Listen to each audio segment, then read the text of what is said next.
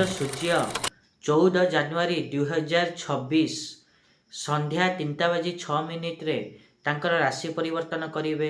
ସୂର୍ଯ୍ୟଙ୍କର ଏହି ରାଶି ପରିବର୍ତ୍ତନ ଯେତେ ସବୁ କର୍କଟ ରାଶିର ବ୍ୟକ୍ତିମାନେ ଅଛନ୍ତି ତାଙ୍କ ପାଇଁ କିଭଳି ରହିବ ସେହି ବିଷୟରେ ଆଜି ଆମେ ଏହି ଭିଡ଼ିଓରେ ଆଲୋଚନା କରିବା। ନମସ୍କାର, ମୁଁ ସୁଭାଶିଷ ପୁଣ୍ଠା ସ୍ୱାଗତ କରୁଛି ମୋ ୟୁଟ୍ୟୁବ୍ ଚ୍ୟାନେଲକୁ।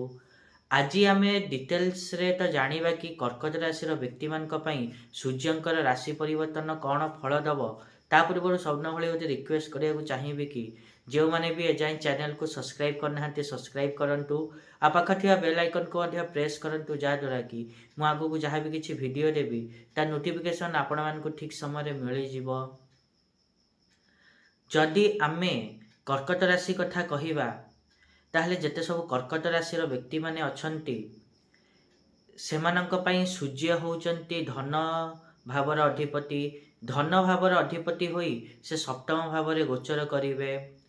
ଏହା ଫଳରେ ଆପଣମାନେ ଦେଖିବେ କି ଆପଣମାନଙ୍କର ପରିଜନମାନଙ୍କ ସହିତ କିଛି ବାଦ ବିବାଦ ହୋଇପାରେ।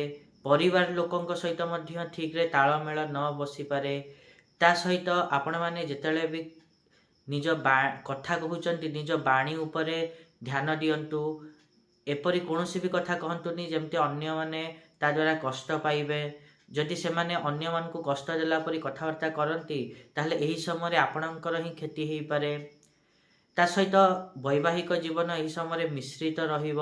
ଏହି ସମୟରେ କିନ୍ତୁ ଆପଣମାନଙ୍କ ଆତ୍ମବିଶ୍ୱାସ ସୁଦୃଢ଼ ରହିବ ଏବଂ ଆପଣମାନଙ୍କର ଯେଉଁ ବ୍ୟକ୍ତିତ୍ୱ ତାହା ଆକର୍ଷକ ଏବଂ ପ୍ରଭାବଶାଳୀ ମଧ୍ୟ ରହିବ। ଆପଣମାନେ ଯଦି ଏହି ସମୟରେ ପାର୍ଟନରସିପ୍ରେ କୌଣସି କାମ କରୁଛନ୍ତି ତାହେଲେ ମଧ୍ୟ ଆପଣମାନଙ୍କ ପାଇଁ ସମୟଟି ଭଲ ରହିଛି।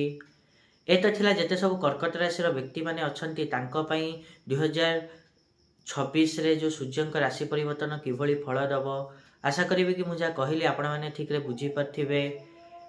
ଏବଂ ଯଦି ଭିଡ଼ିଓ ଭଲ ଲାଗିଛି ତାହେଲେ ନିହାତି ରୂପେ ଭିଡ଼ିଓକୁ ଲାଇକ୍ କରନ୍ତୁ, ସେୟାର କରନ୍ତୁ ଆଉ ଚ୍ୟାନେଲକୁ ସବସ୍କ୍ରାଇବ୍ କରିବା ପାଇଁ ତ ଜମା ବି ଭୁଲନ୍ତୁନି। ଆଜି ପାଇଁ ଏତିକି, ଦେଖା ହେବା ନେକ୍ସଟ ଭିଡ଼ିଓରେ। ରହୁଛି, ନମସ୍କାର।